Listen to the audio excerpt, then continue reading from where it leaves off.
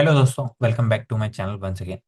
आज हम बात करेंगे एक काफ़ी इंटरेस्टिंग कंपनी के बारे में जो कि waste to wealth sourcing model पे डिपेंडेंट है और ये एफएमसीजी सेक्टर में है। कंपनी का नाम है मनोरमा इंडस्ट्रीज और ये अप्रोक्सीमेटली 8600 करोड़ मार्केट कैप की स्मॉल कैप कंपनी है, जिसमें लेटली काफ़ी बड़ी रैली आई है over the last 2-3 years, and the company has done tremendously well when it comes to sales growth, profitability growth और कंपनी का एक्सपेंशन। अभी सारे मैट्रिक्स पे कंपनी 10 on 10 स्कोर करती है। तो let me just quickly share some brief insights about the company. सबसे पहले मैं बताऊंगा कि कंपनी है क्या, किस डायरेक्शन में काम करती है, आगे का क्या फ्यूचर स्कोप है। फिर then will talk about the companies con call, recent con call और Q2 रिजल्ट्स के बारे में। एंड देन हम एक छोटी सी वैल्यूएशन मैट्रिक्स करेंगे कि क्या ये करंट लेवल पे ये डील लुक्रेटिव है या नहीं, क्या ये इन्वेस्टमेंट वर्दी स्ट्रेटजी है या नहीं। Okay, so let me just share my screen and see. Okay. Hope you can see my screen. So ये कंपनी है Manorama industries. I am opening the screener. ठीक है, ओपनिंग स्क्रीनर पे आपको दिख पा रहा होगा। ठीक है, अप्रोक्सीमेटली 8600 करोड़ मार्केट कैप की कंपनी है। इस करंट डेटा जो देखेंगे स्क्रीन पर वो थोड़ा सा आउटडेटेड मिलेगा, क्योंकि ये बेसिकली लास्ट फाइनेंशियल ईयर्स के डेटा पे डिपेंडेंट होता है, जैसे कि ROE ROC matrix. Okay, but इनके करंट मैट्रिक्स के बारे में देखेंगे अभी कंपनी के जब Q2 रिजल्ट्स के बारे में बात करेंगे। ठीक है, और अभी जब मैं नीचे जाता हूँ तो कंपनी की शेयर होल्डिंग के बारे में देखेंगे कि कंपनी में कितना परसेंट, 54% शेयर होल्डर्स प्रोमोटर्स है। तो काफ़ी हेल्दी मिक्स है बेसिकली प्रोमोटर्स का। ठीक है, नेक्स्ट हम बात करेंगे कि कंपनी एक्चुअली करती क्या है। देन मैं बात करूंगा कि कंपनी के क्या क्या अलग मैट्रिक्स है। तो company, as I said earlier, waste to wealth sourcing model पे डिपेंड करती है। इनका काफ़ी स्ट्रॉन्ग बिजनेस मोड है। ये बेसिकली क्या करते हैं, बेसिकली मैंगो सीड्स, साल सीड्स, शिया सीड्स, ये डिफरेंट सीड्स एंड नट्स को एक्सट्रैक्ट करके उसे कोकोआ बटर एक्सट्रैक्ट बनाते हैं। कोकोआ बटर एक्सट्रैक्ट एक काफ़ी की इंग्रेडिएंट है when it comes to cosmetic industries and more importantly in the FMCG space, जो कि सारी चॉकलेट कंपनीज जैसे कि मॉन्डलेस हो गई, नेस्ले हो गई, सब एक कोकोआ बटर इक्विवेलेंट यूज करते हैं। बेसिकली FSSAI, आप मेरी स्क्रीन देख पा रहे होंगे कि FSSAI ने 5% यूजेज ऑफ CBE का अलाउ कर दिया ऑन 1 जनवरी 2018। बट ये अभी लेवल काफ़ी कंपनीज अचीव नहीं कर पाई हैं, बिकॉज एक CBE का सोर्सिंग बहुत कम कंपनीज करती हैं। मनोरमा के अलावा इंडिया में हार्डली ऐसी कोई कंपनी है जो CB ही प्रोवाइड करती हो, मॉन्डलेस, नेस्ले, हर्शीज, इन सब कंपनीज को। ठीक है, तो एज ए सेट ये साल और मैंगो सीड्स को बेसिकली एक्सट्रैक्ट करके उसमें से speciality fats and butter produce करती है। देन ये शिया सीड्स, शिया नट्स बेसिकली अफ्रीका से इंपोर्ट करती है एंड देन इंडिया में उसको फ्रैक्शनलाइजेशन करके कोकोआ बटर एक्सट्रैक्ट बनाती है। ठीक है, कोकोआ बटर एक्सट्रैक्ट के अलावा ये काफ़ी अदर की इंग्रेडिएंट्स भी यूज बनाती है for this FMCG as well as cosmetic industry. तो एज ए सेड कि कंपनी का स्ट्रॉन्ग मोट है बिकॉज कोई कॉम्पिटिटर नहीं है। तो जब कोई कॉम्पिटिटर नहीं होता तो कस्टमर का स्टिकीनेस बहुत अच्छा होता है। ठीक है, तो अब जैसे कि मॉन्डलेस के पास कोई और सप्लायर है ही नहीं, तो वो मनोरमा के पास ही जाएगा, राइट। सो मनोरमा का इस एरिया में काफ़ी बड़ा मोनोपोली है। एंड इन लोगों को काफ़ी ज़्यादा ट्राइबल लोगों के साथ काम करना पड़ता है। फॉर एग्जांपल छत्तीसगढ़, मध्य प्रदेश, इन सब फॉरेस्ट और ट्राइबल एरियाज में काफ़ी ज़्यादा ट्राइबल लोगों के साथ काम करते हैं, even in Africa region as well. ये सब ट्राइबल लोगों के साथ काम करके ये कोकोआ बटर एक्सट्रैक्ट बनाते हैं। ठीक है, नेक्स्ट हम कंपनी के थोड़ा थोड़ा ओवरव्यू के बारे में बात करेंगे। मैंने जैसे बताया कि ये अफ्रीका से शिया शिया सीड्स, शिया नट्स एक्सट्रैक्ट करते हैं, साल, मैंगो, कोका हम इंडिया से ही एक्सट्रैक्ट करते हैं। उनको एक्सट्रैक्ट करके बेसिकली कुछ कुछ कोकोआ बटर में बनाते हैं और एक्सोटिक स्पेशलिटी फैट्स को बनाते हैं। ठीक है, जो स्पेशलिटी फैट्स वगैरह होते हैं food, chocolate, confectionery, cosmetic companies को सप्लाई कर देते हैं। बाकी जो वेस्ट प्रोडक्ट बचा उसको भी डी ऑयल जो वेस्ट प्रोडक्ट होता है वो कैटल फीड में जाके सप्लाई कर देते हैं। तो वहां से भी इनका अच्छा खासा रेवेन्यू आ जाता है। बट मेन जो रेवेन्यू सोर्स है ये बेसिकली इनका कोकोआ बटर एक्सट्रैक्ट ही है। ठीक है। नेक्स्ट हम उन कंपनी के बारे में, सप्लाई चेन के बारे में बात करेंगे, कैसे ये बेसिकली ट्राइबल लोगों के पास जाती है, उनको क्लीन करती है, फिर डीशेलिंग करके इंडिया में इंपोर्ट करती है। बिकॉज अफ्रीका में इनका कोई प्लांट नहीं है, बेसिकली वहाँ से प्रोक्योर करके सीधा ये रायपुर में, रायपुर के वेयर हाउस में इंपोर्ट करके, और वहाँ से इनका फ्रैक्शनेशन प्लांट है, जहाँ पे ये अलग अलग इंग्रेडिएंट्स का बनाते हैं। ठीक है। तो नेक्स्ट हम बात करेंगे कि कंपनी ने कि कैसा परफॉर्मेंस किया है, ठीक है, लास्ट फाइनेंशियल ईयर में। सो फर्स्ट ऑफ ऑल, मैं इस कंपनी ने सबसे पहले जो इनकी की इनसाइट्स है Q2 रिजल्ट के बाद, इन्होंने अपना गाइडेंस बढ़ा दिया है। ये ऑलरेडी अराउंड 50-60% से ग्रो कर रहे थे।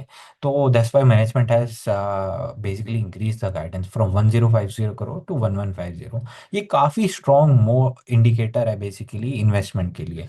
कोई भी कंपनी जब अपनी ग्रोथ रेट को बढ़ा देती है, तो वो बताती है कि कंपनी में कितना ज्यादा फ्यूचर पोटेंशियल है। नेक्स्ट, बेसिकली ये लोग अपना प्लांट में केपेक्स भी कर रहे हैं। जो करंट इनका फ्रैक्शनेशन का प्लांट है, वो 40,000 मेट्रिक टन पर एनम के हिसाब से चलता है, बट उसका going forward they are trying to expand it to 30% more. So 52,000 उसका फ्रैक्शनेशन का कैपेसिटी हो जाएगा। So which will give them a strong basically volume growth of around 30%। और वॉल्यूम ग्रोथ अगर 30% आएगा, तो वैल्यू ग्रोथ भी 5-10% लेके, तो 40-45% ग्रोथ तो यहीं से ही आ जाएगा कंपनी का। राइट। तो ये काफी ज्यादा आई मीन इम्पोर्टेंट एरिया है कंपनी के लिए, क्योंकि ये काफी अलग अलग एरियाज में काम करते हैं। But as I said earlier, ये जो कोकोआ बटर एक्सट्रैक्ट है, यही सबसे मेन बेसिकली इंग्रेडिएंट है जो ये बड़ी बड़ी कंपनीज को सप्लाई करते हैं। कंपनी की ROC and ROE metrics are just fantastic. ROC of around 50% and ROE of around 37%. These numbers are just phenomenal because not many B2B companies actually ये काम कर पा रही हैं, और बेसिकली इतनी एफिशिएंसी से काम कर पा रही है। राइट। सो नेक्स्ट, बेसिकली अब हम बात करेंगे कंपनी के Q2 और H1 FY 2026 रिजल्ट्स के बारे में। सो कंपनी ने अभी रीसेंट क्वार्टरली रिजल्ट के बाद बेसिकली 65% का ग्रोथ दिया है, and with a profitability growth of 105%। This is just I mean phenomenal. ये पिक्चर परफेक्ट सिनेरियो है basically those who hold the stock. But we have to look into the future. Stock market में अगर आप invest करने आए हो, तो कोई भी कंपनी पास्ट के बेसिस पे नहीं चलती। अब ये पास्ट हो गया है basically, this was already expected to for the company to perform really good, because उन्होंने रिसेंटली केपेक्स किया था। जो 40,000 फ्रैक्शनेशन कैपेसिटी का प्लांट है, वो उन्होंने लास्ट ईयर ही बेसिकली कमेंस किया था। उससे पहले उनकी फ्रैक्शनेशन कैपेसिटी 15,000 थी। Right. So this was already expected, and PAT margins have expanded to around 17% for a B2B company. जहाँ पर कुछ कुछ कंपनी जैसे कि डिक्सन एंड ऑल, वो सब 2-3-4-5% कंपनी मार्जिन, पैट मार्जिन पे काम करते हैं, एंड कुछ कुछ automobile players 5-6-7%। Not many B2B players actually work at a more than 10% margin. तो मार्जिन इनके पहले ही काफ़ी अच्छे थे, और अब प्रॉफिटेबिलिटी मार्जिन 17.2 हो गए हैं, तो these are just just wonderful.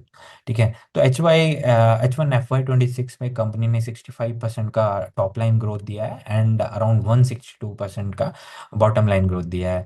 तो these numbers are just picture perfect for anyone who hold this stock. ठीक है। नेक्स्ट हम बात करेंगे, ये मार्जिन्स हैं, कंपनी के मार्जिन्स भी काफ़ी अच्छे हैं, 27% के। ठीक है। बैलेंस शीट भी काफ़ी स्ट्रांग है। अर्लियर इनके वर्किंग कैपिटल डेज काफ़ी कम थे, बट अब काफ़ी ज़्यादा इंप्रूवमेंट हुए हैं। पहले earlier working capital were 180 days, and now they have come down to basically 97 days. Company is trying to bring down those working capital days to around 75 days। ठीक है। जैसे ही वो वर्किंग कैपिटल डेज 75 days होंगे, तो borrowing जो company ने जो short term borrowing की हुई है, वो कंपनी डिप्लॉय कर सकती है, और बेसिकली पे आउट कर सकती है उन बोरोअर्स से। राइट। एंड देन इनके पेट पेट में काफ़ी ज़्यादा इंप्रूवमेंट होने के चांसेस है, right. So these are just historical performance of the company. As you can see on the screen, 22 में इनका 2700 2800 अप्रॉक्सीमेटली रेवेन्यू था, and then it move to 3500 year on year. As you can see this growth has been just phenomenal. इन्होंने अपने last year का almost 70 to 80% revenue H1 FY 26 में कर लिया है। तो and H2 usually in companies के लिए काफ़ी ज़्यादा हैवी होता है because of many festivals as well as demand across the globe in the H2। So as I said earlier कि ये जो कंपनी ने जो 1150 का रेवेन्यू टारगेट दिया है, ये काफ़ी कंजर्वेटिव दिया है because company has a habit of basically giving giving lower guidance and then basically overachieving it। ठीक है। You can see over the years कि कैसे उनके मार्जिन्स इंप्रूव हुए हैं from around 14% in FY 22 to around 27%। So as I said, I mean, on all metrics currently company looks good, but कुछ कुछ areas हैं जहाँ पर कंपनी ने कंसर्न तो नहीं जताया बेसिकली, बट शेयर होल्डर्स ने काफ़ी ज़्यादा कंसर्न जताया है, राइट। बट उससे पहले हम बात करेंगे कि कंपनी किस किस डायरेक्शन में है। ऐसे सेट कि 2500 की मेट्रिक टन पर एनम की कैपेसिटी एक्सपेंशन किया इन्होंने FY 25 में, and which has moved to 40,000 metric ton per annum. Now company has basically increased this fractionation capacity to around 52,000, so approximately 30% का growth यहाँ से आया है। And they work with a lot of consumer companies, FMCG companies like Mondelez, Nestle, उनके साथ directly काम करते हैं टू इनोवेट द प्रोडक्ट। ठीक है। तो दैट्स वाई ये कंपनी का एक और स्ट्रांग मोट है बिकॉज कंपनी के पास कोई और चारा है नहीं किसी और कंपनी के पास जाने का, किसी और सप्लायर को ढूंढने का। एंड जो कोकोआ बटर एक्सट्रैक्ट है basically it's a replacement of original cocoa, right. उसका मार्केट में प्राइस इससे डबल है, करंटली डबल है, बट इससे पहले अप्रोक्सीमेटली $25,000 था। तो ये एक और स्ट्रांग पॉइंट है, राइट। तो all and all as I can say कि कंपनी ने काफ़ी अच्छा परफॉर्मेंस किया है। ठीक है। On all fronts company is doing great. ठीक है। अब इसके अलावा मैं एक कंपनी के कुछ कुछ कॉन कॉल नोट्स और हाइलाइट्स के बारे में भी बात करूंगा। ठीक है। मैंने कैपेसिटी जो आपको बताया ये फॉर द करंट प्लांट थी, रायपुर में जो प्लांट है इनका उसकी कैपेसिटी इंक्रीज कर रहे हैं। इसके अलावा they are also setting up 2 new plants in Africa for backward integration and one in basically Argentina और I think South America for forward integration. ठीक है। So this company is present globally and that's why they don't have basically dependence on one specific country कि यहाँ से इनका growth आने वाला है, यूएस से आने वाला है। ठीक है। यूएस में इनका currently contribution around 2 to 3%, so even though tariff का बहुत ज़्यादा इम्पैक्ट है बाकी अदर कंपनीज पे, बट इस कंपनी के ऊपर कोई ज़्यादा मेजर टैरिफ का इम्पैक्ट है नहीं, राइट। सो इससे पहले सबसे पहले एक इन्वेस्टमेंट थीसिस के बारे में बात करूंगा लास्टली। ठीक है। तो स्ट्रॉन्ग FY 26 परफॉर्मेंस H1, 65% का रेवेन्यू ग्रोथ एंड 165% का PAT growth. But one thing one has to keep in mind is ये सब पास्ट है। ठीक है। फ्यूचर का देखना है कि क्या फ्यूचर पे इस रेट से या सिमिलर पेस से ग्रो कर पाएगा, राइट। गाइडेंस रिवाइज किया है कंपनी ने, कैपेसिटी एक्सपेंड कर रही है, current capacity. Fourthly metrics return ratios are just phenomenal and future capex भी अनाउंस किया है कंपनी ने अफ्रीका एंड साउथ अमेरिका में। मोनोपोली बिजनेस है, गवर्नमेंट का मैंडेट है 5% सीबी यूजेज का। तो और कुछ कुछ कंपनीज ने ये अडॉप्ट कर लिया है, कुछ कुछ कंपनीज अभी भी still they are trying to adopt this because इसका काफ़ी ज़्यादा फंक्शनल फीचर भी है, राइट। ये this is not only equivalent और replacement of cocoa, but this also provides thickness as well as other benefits to the chocolate, right। और working capital days जब improve हुए हैं कंपनी के तो एफिशिएंसी और रिटर्न रेशियोज काफ़ी ज़्यादा इम्प्रूव आगे भी होते रहेंगे, राइट। एंड कस्टमर का काफ़ी ज़्यादा स्टिकीनेस है because they don't have any other suppliers. So अब बात करते हैं कंपनी के की रिस्क के बारे में, इन्वेस्टमेंट रिस्क के बारे में। ठीक है। तो even though they have a strong basically procurement model, अगर इनको कभी भी कुछ भी छोटा सा बेसिकली ट्राइबल एरियाज में इशू आ गया, कोई लड़ाई झगड़ा हो गया उस एरिया में, ट्राइबल इश्यूज आ गए इवन अफ्रीका में या इंडिया में, ठीक है, तो इनका सप्लाई चेन और बेसिकली प्रोक्योरमेंट काफ़ी ज़्यादा हिट हो सकता है। अगर प्रोक्योरमेंट हिट हुआ तो ये basically they won't be able to deliver what it has been promising कभी भी। करंटली जो इनकी कैपेसिटी है, current capacity is running at around 80% of utilization. अगर ये कंपनी एक्सपेंड करने में काबिल नहीं हो पाती 52,000 मेट्रिक टन पर एनम, जो कि इन्होंने Q3 में ना बोला है कि Q3 में दे हैव प्लान, राइट, अगर वो कैपेसिटी एक्सपेंड नहीं कर पाती, they are not able to expand in Africa and South America, तो अगर कैपेसिटी एक्सपेंड नहीं होगी तो फ्यूचर का ग्रोथ मिस आउट हो जाएगा। बट अगर जैसे ही ये जो फ्रैक्शनेशन की कैपेसिटी 40,000 से 52,000 तक पहुंच जाती है Q3 के बाद, तो I can see a growth of around 1.5 years. Company ने बोला 1,800 से 2,000 करोड़ का revenue is feasible from the current capacity only if it expands to 50,000 metric ton per annum, right. So finally जो एक कॉन्ट्रैक्ट है कंपनी के अराउंड 10 to 12 डेज के होते हैं, 9 to 12 मंथ्स के होते हैं। एंड कभी भी कोई भी बड़ा प्लेयर आके बोल देगा नहीं नहीं मेरे को कॉन्ट्रैक्ट रिन्यू नहीं करना, नहीं मुझे इतने ज़्यादा पैसे नहीं देने, ऑफ अराउंड 5,500 पर टन, मैं I want to renegotiate my pricing and all, तब इनके मार्जिन्स पे इम्पैक्ट आ सकता है। मार्जिन्स पे इम्पैक्ट आएगा तो ऑब्वियसली प्रॉफिटेबिलिटी पे इम्पैक्ट आएगा एंड ईपीएस ग्रोथ नहीं हो पाएगी उस हिसाब से जिस हिसाब से कंपनी बेसिकली बोल रही है। Having said that, these are just की I mean not very important issues, but these are basically important metrics to track कि कंपनी इस एरिया पे अगर कुछ रिस्क आता है तो कुछ कुछ बेसिकली नेगोशिएट कर पा रही है या कुछ कुछ काम कर पा रही है या नहीं, राइट। सो नेक्स्ट फाइनली एक हम इस कंपनी के बेसिकली वैल्यूएशन मैट्रिक्स के बारे में बात करेंगे, right. So current market cap of around 8,600, PE of around 50, sales growth rate जो कंपनी ने बोला है as per FY26 guidance around 50%। So I am assuming कि 50% का पैट ग्रोथ भी आएगा, even though I mean PAT growth थोड़ा सा एक्सपेंड और होगा because of margin expansion in H1। सो जो जो H2 के लास्ट ईयर में मार्जिन थोड़े से कम थे इसके comparative, and so that's why that margins will increase. Trailing 12 month का इनका basically profitability is around 117 crore, right. So अब हम एक सिनेरियो बनाते हैं, ठीक है, नॉर्मल केस में क्या होगा, बुल केस में क्या होगा एंड बियर केस में क्या हो सकता है, ठीक है। तो सबसे पहले मैं बात करूंगा नॉर्मल केस के बारे में। मैंने 50% जो कंपनी ने बोला है उसकी वही बेसिकली कंजर्वेटिव गाइडेंस लिया है कंपनी की। एंड उस सेंस में फॉरवर्ड पी क्या लगता है, ठीक है, forward P if I divide basically the market cap by increasing their profitability by 50%, so PE comes out to be 32%। किसी भी कंपनी का हमें जब भी देखना है तो फॉरवर्ड पी देखना है, करंट पी एक नोशनल नंबर है, ठीक है। आपने जोमेटो का देखा होगा यार, 1,000 का पी दिखता है, 1,700 का पी दिखता है, but these are just notional. Company को सबको एनालिस्ट को पता होता है यार कि फ्यूचर में कंपनी प्रॉफिटेबिलिटी लाएगी और वो उसका पी रेशियो रिड्यूस हो जाएगा, ठीक है। तो we have to going forward on every company we have to just do some little math actually, ठीक है। 30% ग्रो 40% से क्या बेसिकली सिनेरियो आता है, क्या फॉरवर्ड पीई आता है, ठीक है।